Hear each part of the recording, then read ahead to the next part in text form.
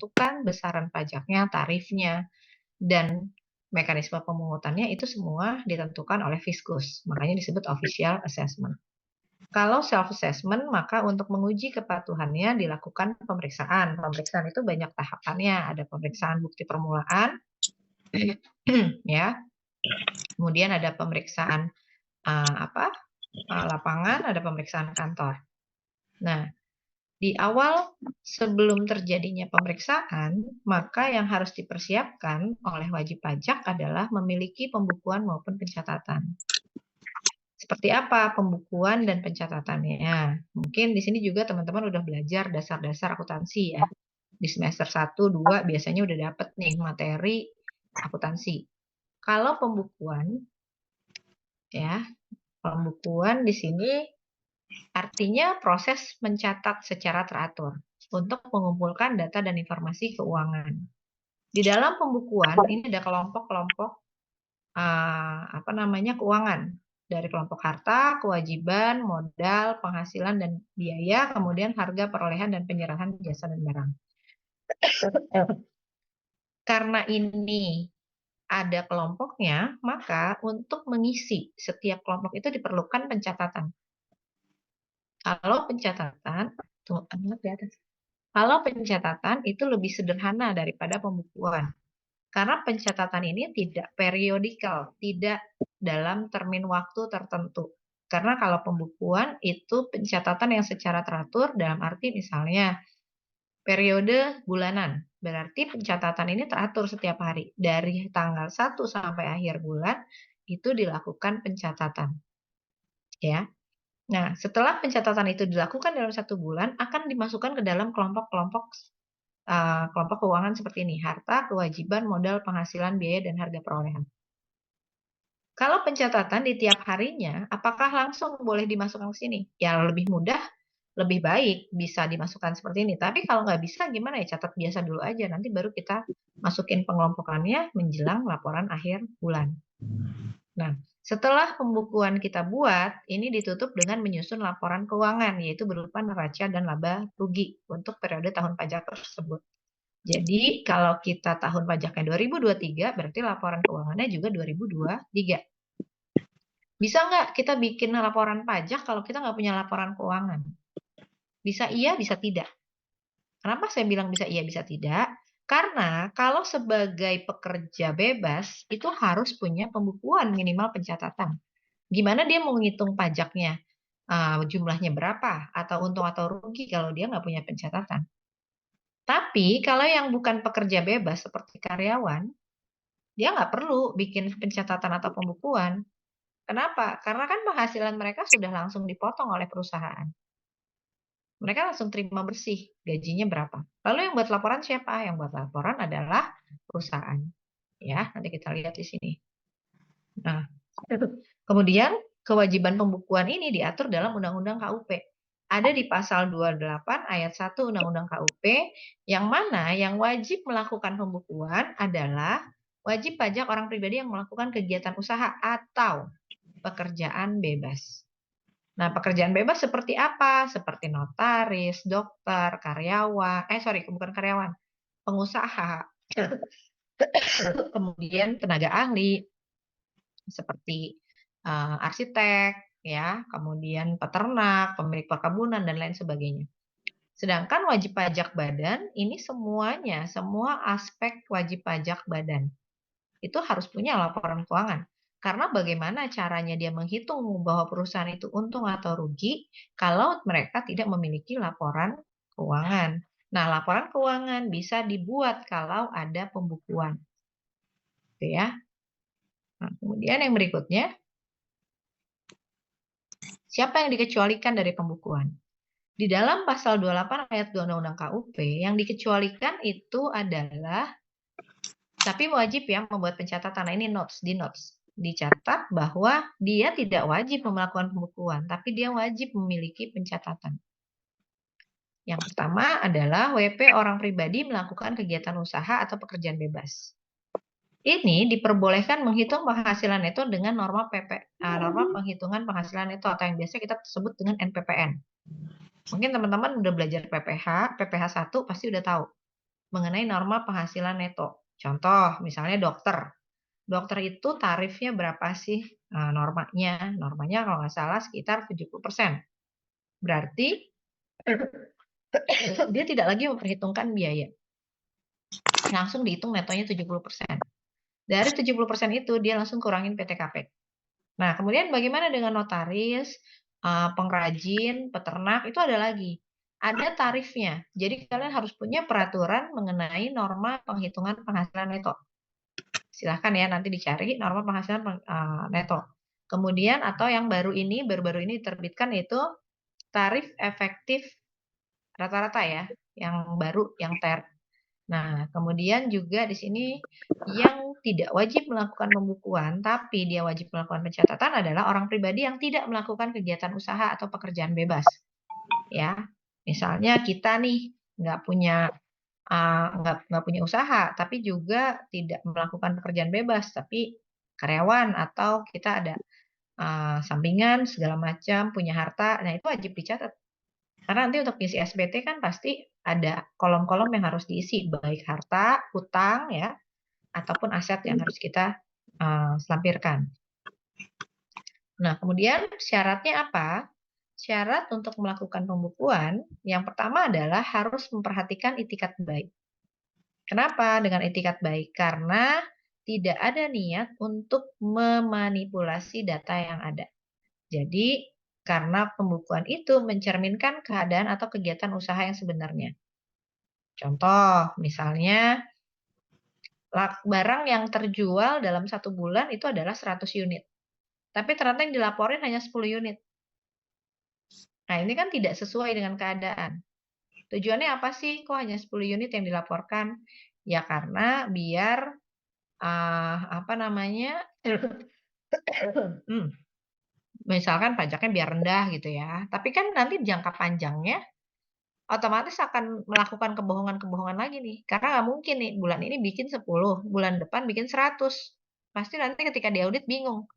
Apa alasannya kok bulan ini 10, bulan depan lupa, nggak dibikin 10 lagi, dibikinnya 100. Otomatis petugas pajak akan melihat perbandingan ini. Ada apa dengan gap yang ada? Yang berikutnya adalah pembukuan diselenggarakan di Indonesia dengan menggunakan huruf Latin. Jadi pembukuan itu standarnya harus huruf Latin ya, atau biasa kita sebut dengan huruf cetak. Angkanya angka Arab, bukan angka Arab yang kayak di Al-Quran yang 1, 2, 3 yang dari kanan itu bukan. Angka Arab itu ya seperti yang kita pelajari sekarang, angka 1, 2, 3, 4 biasa. Kemudian mata uang yang digunakan adalah mata uang rupiah. Menggunakan bahasa Indonesia atau bahasa asing yang diizinkan. Jadi kalau kita misalnya perusahaan-perusahaan asing mau menggunakan bahasa asing, boleh atau enggak? Boleh, tapi bahasa asingnya hanya bahasa Inggris. Bahasa universal. Dan itu pun harus mengajukan izin dulu. KPP, ke DJP yang ditujukan melalui KPP. Mengajukan izin bahwa alasannya apa gitu ya, menggunakan pembukuan dalam bahasa asing. Kemudian juga diselenggarakan pembukuan dengan prinsip taat asas dan dengan stelsel akrual atau stelsel kas. Sekurang-kurangnya, pembukuan ini terdiri dari catatan mengenai harta, kewajiban, modal, penghasilan, biaya, serta penjualan pembelian. Sehingga dapat dihitung berapa besarnya pajak yang terhutang. Nah, kenapa penjualan dan pembelian ini harus tetap dicatat? Karena nanti kalau PPN, dia kan harus tahu berapa pajak yang dikreditkan. Antara pajak masukan dengan pajak keluaran. Nah, kemudian yang berikutnya adalah mengenai perubahan tahun buku atau metode pembukuan. Di Indonesia, sebenarnya tahun buku itu dihitung dengan tahun takwim. Dari Januari sampai Desember. Tapi boleh nggak kalau misalnya mau bikin pembukuannya dari Agustus ke Juli? Mungkin nggak familiar ya buat kita. Tapi untuk beberapa jenis usaha, contoh seperti sekolah. Kan sekolah itu tahun ajaran barunya di Juli ya? Ya. Baru selesai di Juni. Nah, untuk beberapa sekolah asing ada di Indonesia ini, dulu saya megang klien JIS, mungkin teman-teman sering dengar ya, Jakarta Intercultural School, itu sekolah internasional. Nah, JIS ini metode pembukuannya berbeda sama pembukuan-pembukuan dari sekolah-sekolah lain. maka dia mengajukan izin ke DJP untuk melakukan pembukuan sesuai tahun buku yang mereka tentukan. Kemudian juga dalam berbahasa asing, itu juga. Mereka jadi punya SSP dalam bahasa Inggris, punya SPT dalam bahasa Inggris, gitu. Semuanya menggunakan bahasa asing. Tapi mereka punya juga nggak yang bahasa Indonesia? Punya.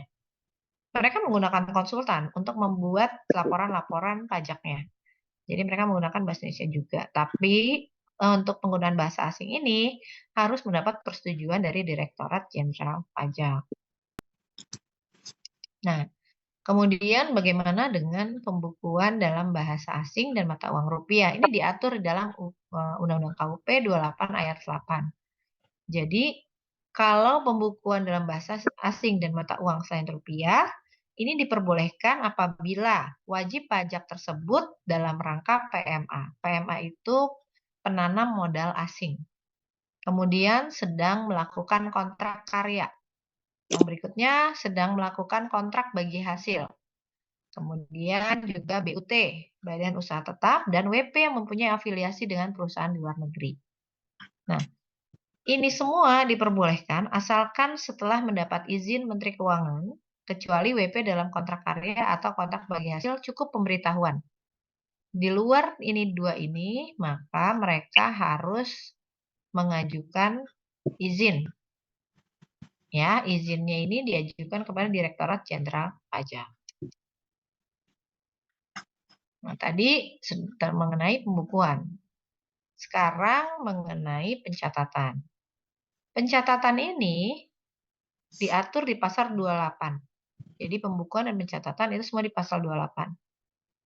Berupa pengumpulan data secara teratur tentang peredaran penerimaan bruto atau penghasilan bruto. Ya.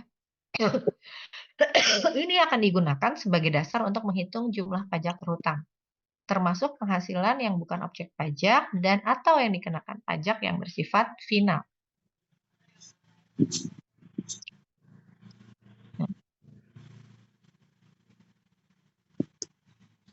Ya.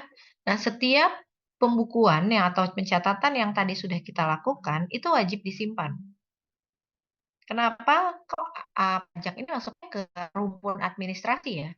Karena administrasi itu salah satu poin administrasi adalah filing. Filing ini kan mendokumentasikan, mengadministrasikan, ya. Maka dokumen-dokumen tadi, baik buku, catatan, itu yang menjadi dasar pembukuan atau pencatatan dan dokumen lain termasuk hasil pengolahan data dari pembukuan yang dikelola secara elektronik maupun aplikasi online harus disimpan selama 10 tahun. Kenapa? Karena dalam perpajakan ada masa pemeriksaan. Kalau dalam masa sebelum daluarsa, itu masih mungkin dilakukan pemeriksaan. Tapi kalau sudah lewat masa daluarsa, itu bisa jadi tidak bisa dilakukan pemeriksaan lagi. Kita sebagai wajib pajak berhak untuk menolak dilakukan pemeriksaan apabila pemeriksaan dilakukan di luar masa daluarsa. Ya. Nah, kemudian kenapa sih kok harus disimpan? Karena gini, kalau di pajak pemeriksaan itu tidak langsung seketika dilakukan. Misalnya gini, kamu nggak lapor pajak tahun 2023, terus 2024 langsung diperiksa gitu. Enggak, banyak dokumennya. Mereka nggak bisa ngecek satu-satu seperti itu. Nanti mungkin baru diperiksanya 2 tahun kemudian. Mereka baru menanyakan nih tahun 2023 nih ada hal yang nggak sesuai nih. Bisa nggak kita lihat dokumennya? Karena kan modal pemeriksaan adalah dokumen. Makanya dokumennya nggak boleh hilang. Dokumennya harus tersimpan dengan rapi. Termasuk bond. Bond ini ya, faktur kamu belanja. Misalkan ada penggunaan uang untuk menraktir karyawan gitu ya, uang. Nah, itu kan biaya. Itu harus disimpan tuh bondnya.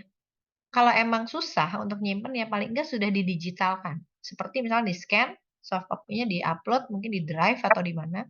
Jadi ketika si Fiskus perlu, itu bisa ditampilkan. Nah, ini penyimpanan dokumen ini untuk badan di tempat kedudukannya, dia berada di mana. Kalau orang pribadi, tempat kegiatan atau tempat tinggalnya. Ya, untuk menyimpan dokumen atau buku catatan yang ada. Berikutnya, kegiatan pencatatan. Pencatatan wajib dilakukan oleh siapa? Oleh orang yang melakukan kegiatan usaha dengan NPPN maupun orang yang tidak melakukan kegiatan usaha. Nah, syaratnya apa? Pencatatan harus dibuat lengkap dan benar. Didukung dengan dokumen. Makanya tadi saya bilang, misalnya kamu mengklaim bahwa ada biaya yang dikeluarkan 10 juta. Kamu harus bisa buktikan 10 juta itu apa. Misalkan 10 juta itu beli meja kerja, beli komputer, beli apa lagi gitu. Itu harus ada buktinya, bukti dokumentasinya. Apa? Misalkan ada fakturnya, invoice-nya, nah itu dilampirin. Ya. Kemudian dokumen-dokumen lain yang terkait seperti PPh final, penghasilan yang bukan objek pajak, kemudian penghitungan peredaran atau penerimaan bruto. Ya, nah, jangka waktu pencatatan meliputi jangka waktu 12 bulan, mulai dari tanggal 1 Januari sampai dengan 31 Januari. Oke, sampai sini ada yang mau ditanyakan dulu? Silakan.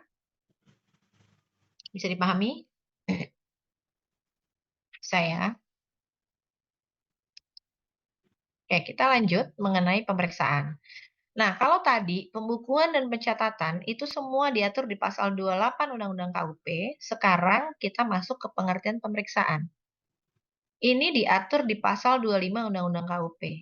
Jadi yang dimaksud dengan pemeriksaan itu serangkaian kegiatan kegiatan untuk menghimpun, mengolah data, keterangan, dan atau bukti yang dilaksanakan secara objektif dan profesional berdasarkan suatu standar pemeriksaan.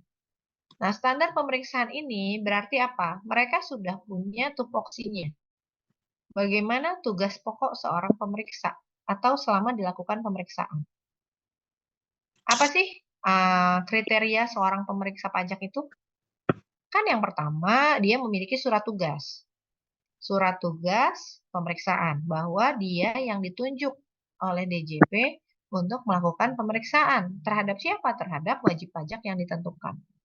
Jadi nggak bisa nih surat tugasnya, misalnya cuma ditulis sebagai pemeriksa. Harus jelas.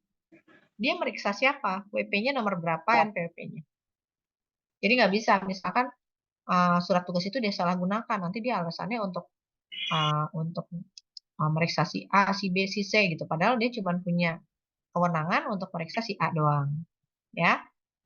Nah, kemudian tujuan pemeriksaan apa? Tujuan pemeriksaan adalah untuk menguji kepatuhan pemenuhan kewajiban perpajakan. Yang berikutnya adalah untuk tujuan lain dalam rangka melaksanakan ketentuan perundang-undangan perpajakan. Tuh. Jadi kenapa kok ada uji kepatuhan? Loh, karena kan kita dikasih kebebasan dalam melaporkan pajak. Kita pakai self assessment.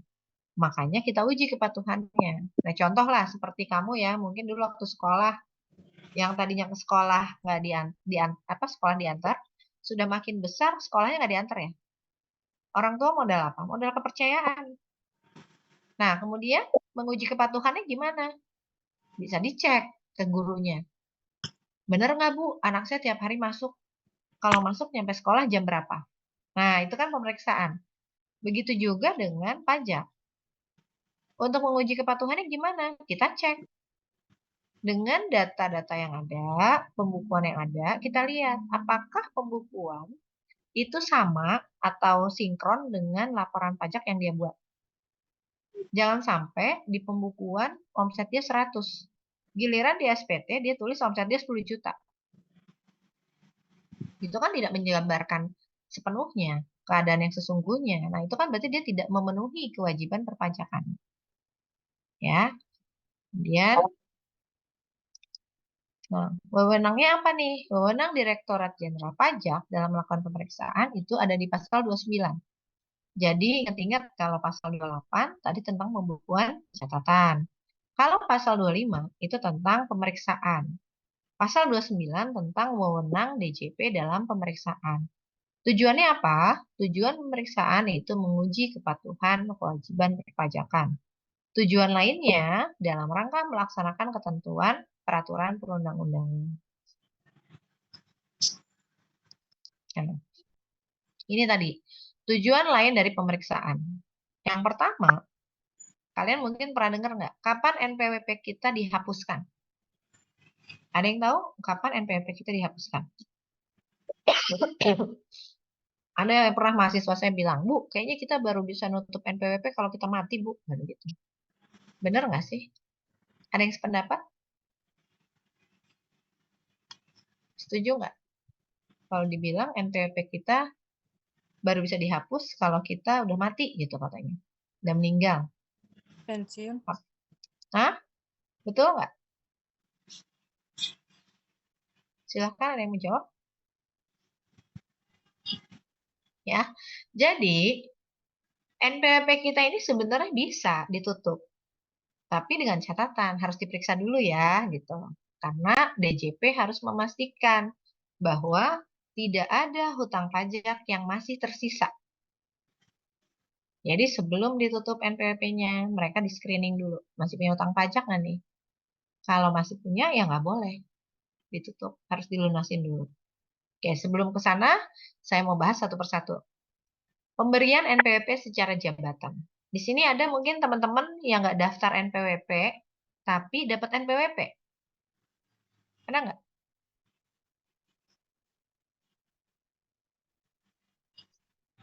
Ada mungkin yang punya pengalaman? Udah Bu, saya daftar Bu. Daftar. Yang nggak daftar Iya. ada nggak? Dapat. Yang nggak daftar, tau-tau nongol gitu, punya NPWP. Ada mungkin? Oke, saya jelasin ya. Jadi kalau dia punya NPWP tapi nggak pernah daftar, itu namanya diberikan NPWP secara jabatan. Secara jabatan ini maksudnya gimana? Bukan berarti kayak misalnya kamu direktur, terus kamu dapat NPWP gitu ya. Nggak gitu. Jabatan di sini adalah maksudnya jabatan fiskus. Fiskus memiliki kewenangan untuk memberikan NPWP secara jabatan apabila wajib pajak tersebut diketahui sudah memenuhi kriteria. Kriteria secara subjektif maupun secara objektif. Subjektifnya apa? Seperti yang diatur di dalam undang-undang. Dia sudah menjadi subjek pajak. Objeknya apa? Objeknya dia sudah memiliki kriteria penghasilan sesuai undang-undang. Nah, kalau dua kriteria tersebut sudah terpenuhi, maka sudah tepat apabila diterbitkan NPWP. Sekalipun nggak daftar, iya. Sekalipun tidak daftar, maka Fiskus akan dengan secara jabatan dia atau kewenangan dia boleh menerbitkan NPWP. Oke, sampai sini. Ada yang bisa ditanyakan mungkin teman-teman? Silakan. Nah, mungkin bisa dibuka kameranya Mbak Maya, Mbak Anissa, Mas Dirga, Mbak Priska, Mbak Dia, Mbak Elvira, Mbak Wardini. Ini siapa nih? Mas Putra Marhen. Ayo, silakan dibuka kameranya. Ya. Oke, silakan. Ada yang mungkin mau kasih pendapat? Gimana?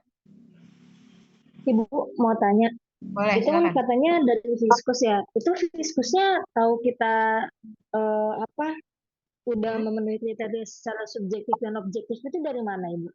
Nah, gini. Kan kita nggak Pertama, pernah niat bikin. oh gitu. Pertama gini, kalau subjektifnya, pertama kita bisa lihat dari NIK. Kalau dia udah punya KTP, berarti kan dia punya tempat tinggal dong, domisili. Ya nggak? Iya. Kan di dalam KTP pasti ada keterangan, dia warga mana, tinggal di mana, sejak kapan. Itu bisa kelihatan. Terus tanggal lahirnya di mana. Ya. Yang kedua, secara objektif. Secara objektif ini misalnya, ternyata si perusahaan ini lapor pajak. Kan di dalam laporan pajak ada nama kita sebagai karyawan. Bahwa perusahaan sudah memotong pajak si A, B, C, D, itu karyawannya. Dari laporan pajak itu dia bisa ngecek, oh si ini belum punya NPWP. Padahal secara PTKP dia sudah memenuhi, melebihi PTKP. Maka diterbitkanlah NPWP. Oke, sampai sini bisa dipahami? Paham, Ibu. Ya, jadi teman-teman jangan anggap DJP nggak tahu apa-apa, jangan salah loh. Sekarang kenapa ada pemadanan NIK? Karena dengan NIK itu semua data kita kelihatan. Udah pada madanin NIK di itu di DJP online ya? Nah, Sudah, Bu. ya berarti kamu nggak cerita, DJP tahu. Misalkan mbaknya lapor pajak cuma nulis gitu, hartanya apa? Kipas angin, handphone gitu kan. Padahal kemarin baru dari S-Hardware misalnya beli ini, beli itu segala macam. Nah, S-Hardware kita punya member. Membernya pakai NIK. Kan setiap bikin member pakai KTP. Udah kedetek semua. Jadi, per tahun depan itu kita udah nggak bisa ngumpet lagi. Kenapa? Orang pakai NIK, semua udah kedetek semua.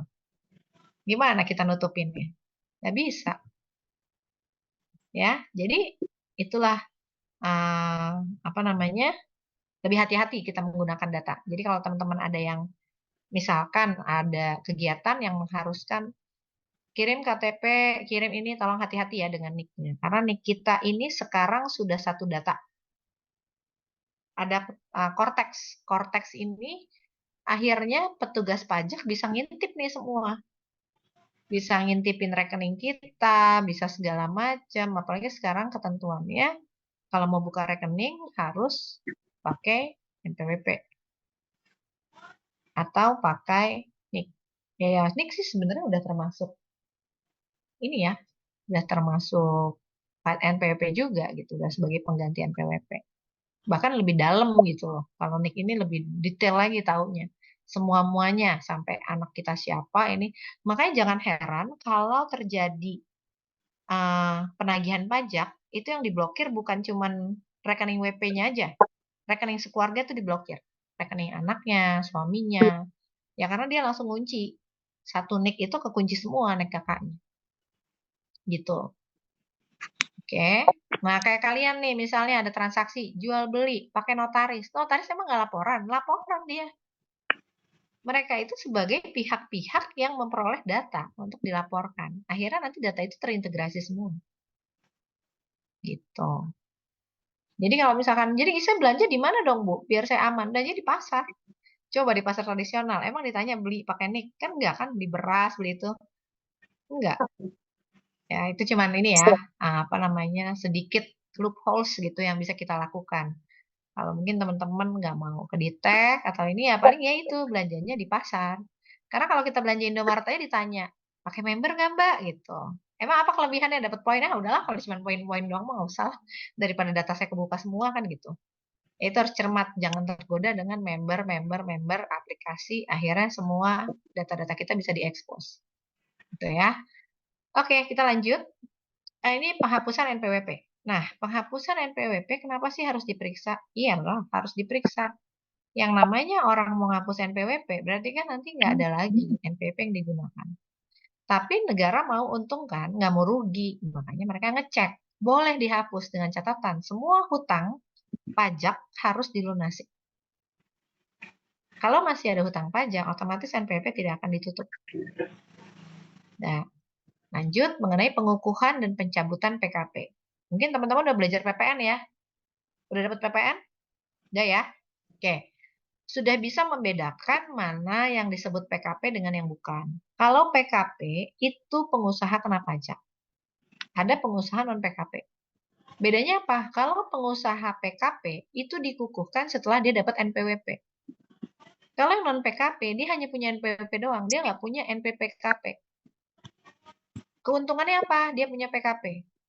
Keuntungannya adalah pajak masukan atas transaksi yang terjadi dalam proses bisnis mereka itu boleh dikreditkan. Sehingga beban pajaknya tidak menggulung.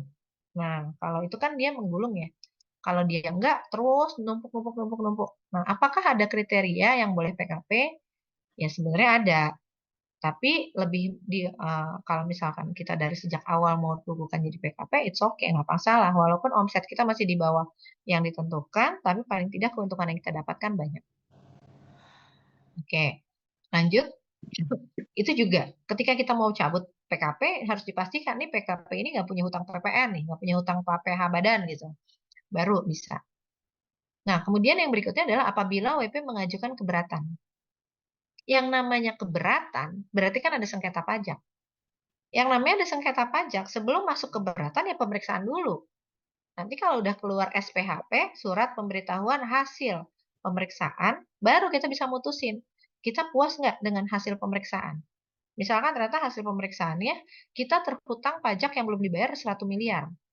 Nah, kalau kita keberatan ya kita ajukan, saya nggak mau bayar 1 miliar karena menurut saya misalkan pajak saya ini nggak sebesar itu gitu loh. Saya bisa buktikan misalnya. Oke, kita lanjut ke keberatan. Berarti akan ada pemeriksaan untuk menginvestigasi di mana nih celahnya.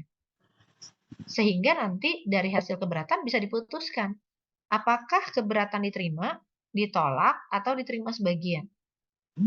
Gitu. Oke. Nah, yang berikutnya adalah pemeriksaan untuk menentukan NPPN. Ya, tadi norma penghitungan penghasilan neto. Itu kan harus dijelasin dulu. Diperiksa dulu, bener nggak nih si pekerja kegiatan usaha ini atau pekerjaan bebas ini? Sesuai nggak kriterianya dengan NPPN tadi? Nah, kemudian pemeriksaan berikutnya. Ketika terjadi pemeriksaan, pasti akan ada pencocokan data. Makanya tadi, data pembukuan, pencatatan, invoice, faktur, semua jangan hilang. Harus dibuat serapih mungkin. Dan kalau bisa digitalisasi juga, di backup. Untuk memudahkan. Karena saya ngalamin waktu sebelum zaman DJP online. Kebayang nggak? Saya bawa outner ya, segitu banyak ya. Setahun aja kita punya 12 outner. Yang gede-gede, tebel-tebel. Kemudian kita diperiksa misalkan 2 tahun. Artinya berapa puluh outner yang harus saya bawa ke kantor pajak. Belum terjadinya resiko hilang. Itu kan kertas, bisa ceceran di mana-mana. Makanya harus didigitalisasi. Nah, untungnya sekarang di JP online ini kita kan bisa ngeprint atau download berkali-kali ya. Bukti transaksi kita gitu loh. Itu yang memudahkan. Cuman si bon-bon ini, invoice-invoice ini nggak boleh hilang. Nah, itu akan dicocokin. Bener nggak kamu lapor pajak segini, transaksinya segini. Nah, itu kita bisa buktikan. Tanggal berapa, dengan siapa, terus kenapa kok kita bisa diperiksa? Misalnya, saya udah lapor bener kok. Nah, bisa jadi lawan transaksi kita yang lapornya nggak benar. Misal, saya transaksi sama Mbak Susi. Di saya, laporan saya beli barang dari Mbak Susi 100 unit. Ternyata Mbak Susi salah nih, kurang laporannya. Tulisnya cuma 10 unit ke kantor pajak. Nah, kan Mbak Suci sebagai penjual, berarti pemungut PPN. Saya sebagai yang dipungut. Pasti di cross check dong sama orang pajak. Nah, si Mbak ini bayar 100. Kok dia cuma bayar 10? Berarti ada indikasi apakah digelapkan atau hilaf. Ya, kan bisa jadi mungkin dia hilaf. Oh, salah nih, salah tulis. Nolnya harusnya 2. Kok tulisnya cuma 1? Nah, itu bisa diklarifikasi dengan pemeriksaan. Gitu. Jadi jangan sampai gara-gara pihak ketiga atau pihak lain lawan transaksi kita akhirnya terdampak. Ya, ya teman-teman mungkin bisa lihatlah berita-berita di media. Si A ini dapat ini dari si B. Coba kita lihat si B apa hubungannya. Nah, sebenarnya netizen kita tuh jago loh ngelakuin pemeriksaan. Nggak kalah. Dikulitin semua tuh. Jadi kalau kita belajar pajak mah nggak seberapanya. Kalau pajak cuma bahas pajaknya doang loh. Itu sampai ke forlap diktinya dicek. Dia mahasiswa mana, lulus tahun berapa, terus siapa bapaknya, siapa ibunya. Masya Allah, luar biasa lah pokoknya. Kalau kita cuma bahas pajak doang kan, kecil, nggak sebanding lah sama media-media yang sekarang beredar itu. Semua dikulitin. Ya, oke. Terus juga kita pemeriksaan ini untuk penentuan WP di lokasi yang terpencil. Ya, mengingat lokasi terpencil ini juga harus kita cek apakah dia layak dijadikan WP atau tidak. Terus objektif nggak, memenuhi nggak, gitu. Kemudian yang berikutnya adalah penentuan tempat terhutang PPN. Kita periksa dulu tempatnya ada di mana nih. Apakah di kawasan berikat, ataukah di luar daerah pabean, atau di dalam daerah pabean. Karena yang boleh dipungut PPN hanya di dalam daerah pabean. Kalau di luar daerah pabean, itu seperti apa pelaksanaannya, pemungutannya. Nah, kemudian juga pemeriksaan terkait penagihan pajak. Ya iya, yang namanya penagihan pajak kita harus tahu dulu nih, istilahnya si fiskus harus punya pelurunya dulu kalau mau nagih pajak. Dasarnya apa?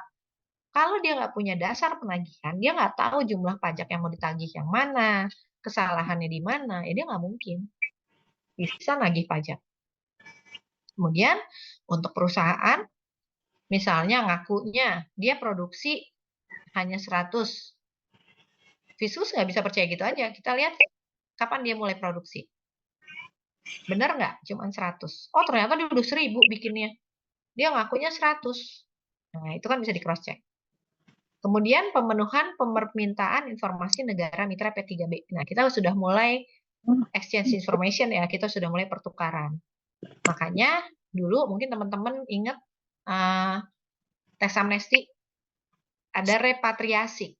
Repatriasi itu penarikan dana dari luar negeri ke dalam negeri yang dimiliki oleh warga negara Indonesia karena ada apa? Karena pertukaran informasi.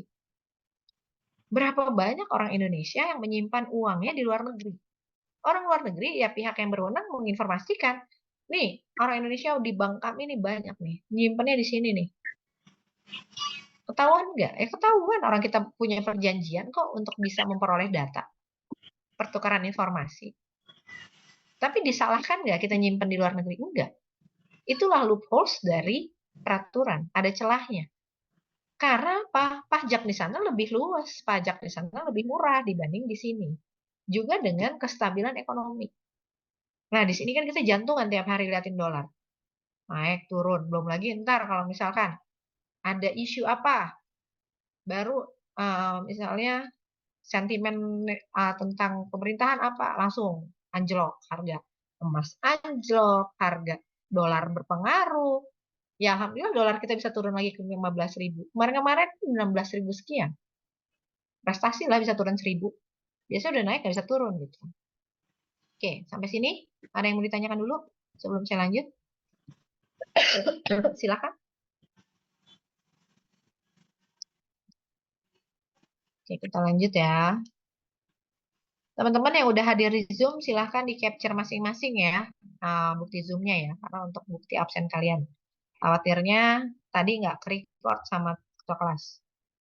Nah, kemudian untuk surat perintah pemeriksaan. Pemeriksaan ini nggak boleh ujuk-ujuk datang gitu ya ke tempat WP, bilang, saya pemeriksa, saya mau memeriksa Anda gini-gini, nggak bisa. Kita berhak menolak. Kenapa? Karena semua bentuk pemeriksaan itu ada surat tugasnya. Ada keterangan siapa yang ditunjuk. Bahkan kalau di tengah jalan terjadi pergantian petugas pemeriksa, itu juga akan diterbitkan surat ketetapan yang baru. Surat tugas yang baru. Misalkan si A menggantikan si B, itu ditulis di dalam suratnya. Terus masa kerjanya berapa lama, itu juga ditulis. Ya, jadi petugas pemeriksa harus memiliki tanda pengenal. Kemudian disertai dengan surat perintah pemeriksaan. Nah, ini wajib diperlihatkan kepada wajib pajak yang diperiksa. Terus kalau nggak diperlihatkan gimana ya? Gugur. Dia nggak sah secara hukum. Nggak boleh. Boleh nolak nggak? Boleh. Atau mungkin kita diperiksa, tapi nggak ada surat pemeriksaan. Bisa gugatan nggak? Bisa. Kita bisa langsung gugatan. Karena apa? Karena tidak sesuai prosedur perundang-undangan. Nah, ini kan ada perundang-undangannya, ada jelas. Runutnya harus gimana. Nah, dia nggak ada tendeng aling langsung periksa. Itu boleh, karena tidak sesuai prosedur. Gugatan itu apabila dilaksanakan suatu ketentuan perpajakan tanpa dengan sesuai prosedur yang ada di dalam peraturan pelaksana maupun di dalam undang-undang. Nah, bagaimana kewajiban wajib pajak yang diperiksa? Kewajiban wajib pajak yaitu memberikan atau meminjamkan buku, catatan, dan dokumen dalam arti kooperatif ya. Kita kooperatif, kalau mereka minta tolong dicarikan misalkan dokumen tahun sekian, ya kita kasih lihat. Tahun sekian, ini dokumennya ini gitu. Nah, kemudian memberikan kesempatan memasuki tempat atau ruangan yang dipandang perlu. Nah, ini biasanya pemeriksa meminta satu ruangan itu khusus. Nggak boleh diutak-atik. Istilahnya ini seperti barang bukti. Nggak boleh diganggu atau diubah-ubah. Makanya kenapa dalam proses pemeriksaan, SPT yang sedang diperiksa tidak boleh dilakukan pembetulan. Karena harus orisinil sesuai posisi terakhir saat akan diperiksa. Karena kan misalnya gini, waktu tahun 2023 kita kedapatan hutang pajak 50 juta. Terus diperiksa. Nah, dalam pemeriksaan ternyata kita lunasin 50 juta atau kita ubah pembetulan. Itu nggak boleh. Karena kan dasarnya tadi kita pakai SPT yang lama, yang sudah kita lapor ada kurang 50 juta. Nah, itu aja, itu nggak boleh. Makanya kenapa kalau kita melakukan pembetulan cepat sebelum diterbitkan surat pemeriksaan. Kalau sampai surat pemeriksaan terbit, itu nggak boleh diapa-apain. Ya. Kemudian yang ketiga, wajib pajak harus memberikan keterangan yang diperlukan. Ya, di keterangan disampaikan, misalkan ternyata bukan tujuannya kita yang diperiksa, yang diperiksa lawan transaksi kita misalnya. Tapi kalau kita juga diperiksa ya kan mereka cross check, benar nggak yang dilaporin si orang itu. Makanya dia harus memberikan keterangan yang sebenar-benarnya. Gitu. Makanya kalau mau ini harus kompak. Misalkan, you lapor berapa? Kalau you lapor 10, gue juga lapor 10 gitu. Jangan sampai sini 100, itu 10. Akhirnya ketahuan dua-duanya kan? Gitu. Oke. Kemudian, nah. Pemeriksaan dan penyegelan. Jadi, pemeriksaan ini harus memiliki atau memperlihatkan kepada WP terperiksa. Ada tanda pengenal, tadi ya, ada surat pemeriksaan. Penyegelan biasanya pakai polis line. Itu dilakukan apabila WP tidak memberikan kesempatan kepada pemeriksa untuk memasuki objek penyegelan. Jadi kalau ditutup-tutupin tuh malah apa sih? Buka aja sekalian ruangannya, disegel aja gitu. Kemudian WP juga tidak kooperatif memberikan bantuan guna kelancaran pemeriksaan.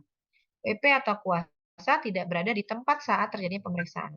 Nah, ini juga mereka juga hati-hati dalam melakukan pemeriksaan, maka kalau tidak ada izin untuk memasuki area, biasanya mereka akan melakukan penyegelan. Biar tidak ada upaya untuk mengubah atau menghilangkan dokumen-dokumen yang diperlukan. Makanya kenapa pajak ini bisa berubah dari hukum pajak administrasi atau tata usaha negara bisa beralih ke hukum pidana. Karena tadi ada indikasi untuk melakukan penggelapan atau unsur-unsur pidana. Nah, wakil wajib pajak. Kalau di perusahaan, ini biasanya badan. Badan ini akan menunjuk siapa yang menjadi pengurus. Ya, pengurus yang bertanggung jawab untuk mengurus pajak. Kan kalau orang pribadi jelas ya, nama kita ya kita gitu yang ngadepin orang pajak. Nah, kalau misalkan nama PT-nya ABC, terus masa Tuan ABC siapa? Nggak ada. Makanya ada wakil pajak, wakil wajib pajak. Sini yang ditunjuk, misalnya apa namanya, ada manajer keuangannya, ada manajer pajaknya. Nah, itu ya disebut dengan penanggung pajak di badan. Nah, kalau wakil wajib pajak di badan, ini bisa badan oleh pengurus, badan yang dinyatakan valid oleh kurator, badan dalam pembubaran, atau orang atau badan yang ditugasi untuk melakukan pemberesan. Pemberesan itu maksudnya penyelesaian ya. Nah, badan dalam likuidasi atau oleh likuidator. Kemudian warisan yang belum dibagi, ini juga termasuk wakil wajib pajak. Yang antara lain adalah ahli warisnya dan pelaksana wasiat atau yang mengurus harta peninggalannya. Kemudian anak yang belum dewasa, misalnya seperti artis-artis ya, kan mereka udah dapat penghasilan gede-gede tuh. Saya sekarang rame kasusnya Baim Cilik ya. Si Baim Cilik katanya uangnya diambil ayahnya. Berapa miliar tuh waktu dia kerja. Kenapa kok bisa diambil gitu loh? Karena apa? Ya karena kan dulu waktu dia kecil, dia belum punya NPWP, dia belum dewasa, maka penghasilan dia masih diwakilkan oleh orang tuanya, oleh walinya. Seperti itu. Ya. Kemudian dapat ditunjuk seorang kuasa wajib pajak. Nah, kuasa wajib pajak ini boleh kita nunjuk siapa, misalnya nunjuk konsultan. Karena kompetensi mereka di bidang perpajakan. Nah, itu harus jelas. Bahkan seorang konsultan pajak ini nggak bisa semena-mena dia mencampuri urusan pajak, wajib pajaknya selama lingkup pekerjaannya tidak disebutkan secara komplit. Kalau dia cuma misalkan lingkupnya SPT tahunan 2023, ya udah sepanjang SPT itu aja. Di luar itu nggak boleh. Gitu. Oke, kemudian tanggung jawab wajib pajak.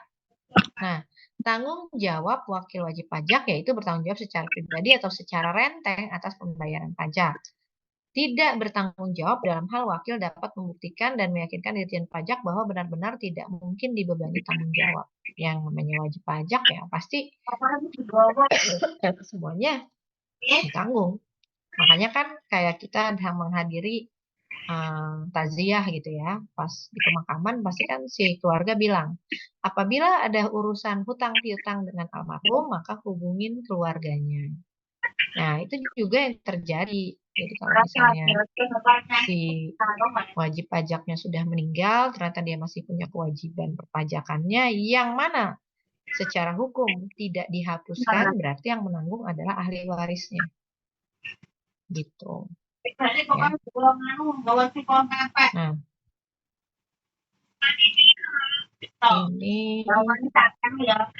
nanti ini kita pelajari lain ini ya, kita sesi berikutnya. Kita sampai sini aja, kuasa wajib pajak. Nah, kuasa wajib pajak ini harus memiliki NPWP. Dia juga harus taat pajak, udah melaporkan SPT-nya. Menguasai ketentuan perpajakan, nah salah satunya dengan bukti BKP, bersertifikasi konsultan pajak. Memiliki surat kuasa khusus. Memiliki surat izin praktik bagi konsultan pajak, memiliki brevet atau ijazah pendidikan formal bagi kuasa non-konsultan pajak. Nah, sekarang sarjana hukum bisa menjadi kuasa khusus. Jadi kalau teman-teman mau menyempurnakan, benar-benar mau paripurna, menjadi kuasa hukum wajib pajak, maka silahkan ngambil SH. Sarjana hukum. Kita nih sekarang bersaing sama anak-anak sarjana hukum. Karena mereka bisa langsung menerima kuasa wajib pajak tanpa harus kuliah pajak. Tuh. Bahkan mereka cuma modal ikut brevet aja lah gitu, berapa bulan selesai. Ya. Oke, sampai sini ada pertanyaan? Silakan. Apabila ada yang mau ditanyakan. Silakan. Bisa dipahami? Boleh, silakan. Siapa yang mau nanya? Tadi siapa? Hadir, Bu. Bu, saya mau nanya tentang yang Iya, kuasa hukum silakan. pajak tadi. Saya Iya. sempat baca-baca sih di internet, kalau mau jadi kuasa hukum pajak itu dia memang harus sarjana hukum kan. Tapi nggak langsung ucuk-ucuk sarjana hukum, Bu. Dia tuh kayak harus Ada ada sertifikasi kayak lagi ya? magang. Iya, betul. Dan itu selama 2 tahun, Bu, di kantor hukum kayak semacam notaris atau apa gitu. Itu lumayan ini juga ya, Bu. Effort juga ya. Tapi cukup ini loh, cukup maksud saya gini, dia tuh sebenarnya cuma ngambil sertifikasi aja, nggak repot juga. Jadi kalau menurut saya mereka enak ya, nggak usah belajar pajak, langsung jadi kuasa hukum wajib pajak lah. Kita jumpalitan loh belajar pajak dengan jenis pajak yang berubah-berubah peraturannya gitu loh. Ya memang ada ketentuan seperti itu dan memang kalian udah dapat belum sih info yang bahwa S1 jurusan administrasi fiskal itu disamakan dengan setara dengan konsultan pajak kalau nggak salah. Ntar saya coba baca lagi ya. Itu pernah di-share di grup Pertapsi. Pertapsi? IFTA. Mungkin kalau teman-teman di sini ada yang tahu IFTA. Jadi IFTA itu Indonesian Fiscal Tax Association. Jadi itu kumpulan akademisi pajak fiskal. Nah itu kalau S1-nya fiskal katanya sih itu ya. Langsung setara gitu. Makanya jadi kurang diminati sekarang kalau kita harus berjibaku dengan ikut sertifikasi konsultan pajak segala macam karena katanya S1 disamakan. Nah ini nih seperti ini. ijazah pendidikan formal. Nanti saya kalau ada saya share ya, kalau masih ada. Seingat saya sih di grup pernah di-share ini. Gitu. Tapi kalau memang mau, rata-rata teman-teman saya yang angkatan saya ya, saya ini kuliah angkatan 2002, itu sudah ngambil SH semua. Makanya kemarin ketika ketemu, mereka udah gelarnya udah panjang gitu. Saya masih ini aja, satu jurusan aja linear. Jadi kata mereka ya udah sekarang butuhnya sarjana hukum ya kita ikutin aja, ikut lagi kuliah sarjana hukum. Tapi backup-nya mereka udah duluan. Karena kan dulu sebelum zamannya peraturan berubah, kita harus bersertifikasi konsultan pajak. Brevet ABC harus lolos. Gitu. Tapi kalau sekarang misalkan mereka magang 2 tahun di notaris, urgensinya apa? Kan harusnya mereka magang 2 tahun dong di konsultan pajak. Ya nggak? Kayak buat ini Bu, ambil lisensi pengacara atau apa gitu deh. Iya, tapi kan maksudnya kalau pajak itu kan khusus materinya. Iya makanya jadi Iya kayak kan? ini kan udah ngambil USKP terus Iya kan beda kan? Beda loh. Ketahuan Iya, mereka iya. misalkan ngambil brevet dibanding mereka magang 2 tahun di notaris. Lah notaris kan cuma ngurusin tanah, Maksudnya waris gitu kan. Lah kalau kita di konsultan pajak kan ngurusin keberatan, banding, gugatan, segala macam lebih komplit. Itu. Tapi ya tergantung siapa yang punya kepentingan. Karena siapa yang berkuasa ya itulah yang punya kepentingan. Nggak bisa ini sih. Tapi kalaupun mau ngambil SH, ya nggak masalah kalau menurut saya nambah ilmu. Apalagi yang beruntung sih kalian jurusannya administrasi publik. Kalau penerimaan CPNS tuh banyak dibuka administrasi publik. Kalau saya susah karena saya administrasi fiskal khusus. Jadi saya dari UI itu administrasi publik, niaga, fiskal dipisah semua. Jadi publik-publik, niaga-niaga, fiskal-fiskal. Nah, jadi kita bersaingnya sama anak STAN. Sedangkan kalau anak STAN udah dapat tempat khusus di Kementerian Keuangan, lah kita dapatnya di mana? Di konsultan pajak. Jadi kita saling mengimbangi. Jadi teman-teman saya yang dulu ngambilnya fiskal, mereka ngambil S1 lagi atau S2-nya itu ngambil jurusan yang lebih luas. Ya, kecuali saya ngambilnya pajak lagi S2-nya. Ya, cuman di S3-nya saya ngambil yang lebih khususan lagi, saya ngambil perkotaan. Jadi pajaknya tentang perkotaan, tok gitu. Tax development. Oke, jadi kalau teman-teman misalkan mengambil kuliah lagi, aduh Bu, waktunya udah habis. Ini ya cari yang kuliahnya online lah. UT kan online. Kalau misalkan benar mau fokus ya, gitu. Itu cuma sekedar syarat. Tapi kalau dengan ini sudah cukup, ya ikut aja kursus-kursus brevet atau apa. Karena sekarang ketentuan bagi kuasa wajib pajak ya cuman ini, brevet, ijazah pendidikan formal. Seingat saya sih formal selama kita punya standar mata kuliah seperti brevet itu bisa. Seingat saya itu. Karena kurikulumnya kan udah ada. Gitu. Mbak Vita emang kerja di mana Mbak Vita? Enggak, saya nggak berhubungan sama pajak sih Bu, tapi penasaran banget. Apa-apa Mbak, kerja di bidang pajak aja seru kok. Iya Bu, amin. Iya. Jadi jangan sampai ini ya, udah lulus S1 pajak, tapi kerjanya di bidang luar pajak. Aduh sayang banget. Udah bikin skripsinya susah-susah gitu, belajar kuliahnya hampir mumet gitu kan. Sayang kalau kerjanya nggak di bidang pajak lagi gitu. Padahal ya pajak itu masih jarang ya orang yang ngerti, apalagi pajak daerah. Coba cari konsultan pajak daerah nggak ada. Jadi kalau mau nambah bikin konsultan ya coba bikin konsultan pajak daerah lah. Itu ini sekali menjanjikan gitu karena masih banyak masyarakat di daerah bahkan pemerintah daerah sendiri belum tentu menguasai tentang pajak daerah secara utuh dan penuh gitu. Oke, silakan ada lagi yang mau ditanyakan? Oke, tadi ketua kelasnya siapa? Mbak Dian ya? Siapa? Bisa tolong di capture Mas, Mbak? Ini udah 50 peserta kuliahnya, tolong bantu biar kelihatan di absen akhirnya. Siapa tadi yang capture ya? Boleh Bu. Oke, tolong ya Mas. Coba dikasih aba-aba. Ini saya tutup dulu aja apa ya? Boleh Bu. Biar enak. Nah.